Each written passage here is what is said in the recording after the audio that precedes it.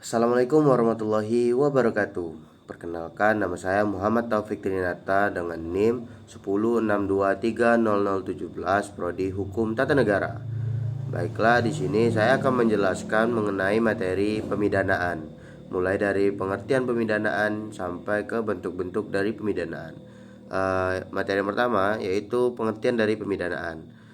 Apa sih pemidanaan? Nah, pemidanaan diartikan sebagai sanksi pidana, hukuman, penghukuman, penjatuhan pidana atau pemberian pidana, dan hukuman pidana.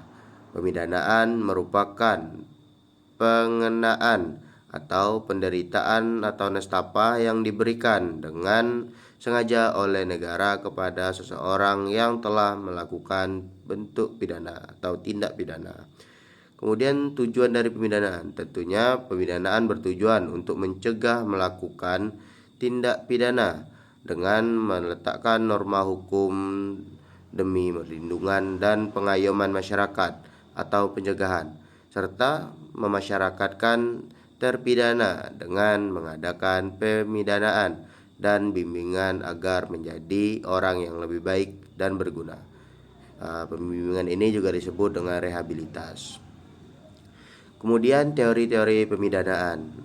Ada 3 teori pemidanaan. Yang pertama yaitu teori absolut atau Vergeltungstheorien, yaitu menekankan pada pembalasan terhadap kejahatan. Kemudian yang kedua ada teori relatif atau Doel-Theorien. Teori ini menekankan pada tujuan dan manfaat pemidanaan seperti pencegahan kejahatan. Kemudian yang ketiga ada teori gabungan atau Vereenigingtheorien. Nah, pada teori ini menggabungkan atau menghubungkan aspek pemidanaan dan tujuan pemidanaan. Kemudian adalah jenis-jenis pemidanaan. Jenis-jenis pemidanaan yang pertama adalah pidana pokok. Nah, dalam pidana pokok, hukuman pokok yang meliputi pidana penjara, pidana denda, dan pidana mati. Kemudian ada pidana tambahan. Dalam pidana tambahan berupa hukuman tambahan yang meliputi pencabutan hak politik, kemudian pencabutan hak menjalankan profesi tertentu, dan perampasan barang hasil kejahatan dan pengumuman putusan pengadilan. Kemudian ada bentuk-bentuk pemidanaan. Yang pertama ada bentuk penjara kurungan di lembaga pemasyarakatan. Kemudian ada denda, yaitu hukuman yang memungkinkan pelaku untuk tetap berada atau membayar kepada negara. Kemudian percobaan hukuman, yaitu pelaku tetap berada di masyarakat di bawah pengawasan. Yang keempat ada pelayanan masyarakat. Bentuknya kerja sosial tanpa bayaran di masyarakat. Kemudian ada lagi pengasingan. Nah, pengasingan ini berbentuk pengusiran pelaku di wilayah atau negara tertentu.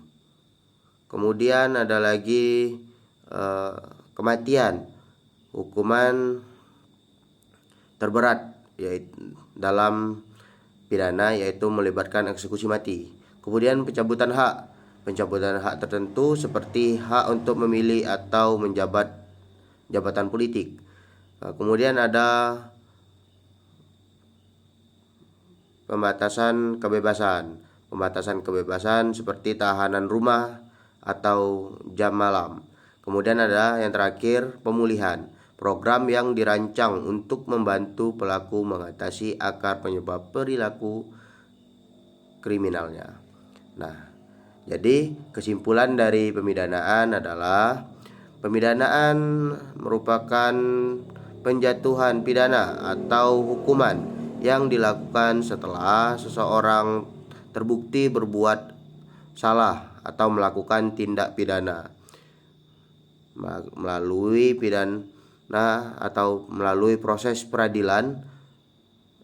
Pemidanaan bertujuan untuk yang pertama mencegah terjadinya tindak pidana dengan menegakkan norma hukum. Yang kedua, melindungi dan mengayomi masyarakat. Dan yang terakhir, membimbing dan merehabilitasi terpidana agar menjadi orang yang lebih baik dan berguna. Nah, sekiranya ini dapat saya sampaikan, saya akhiri. Wassalamualaikum warahmatullahi wabarakatuh.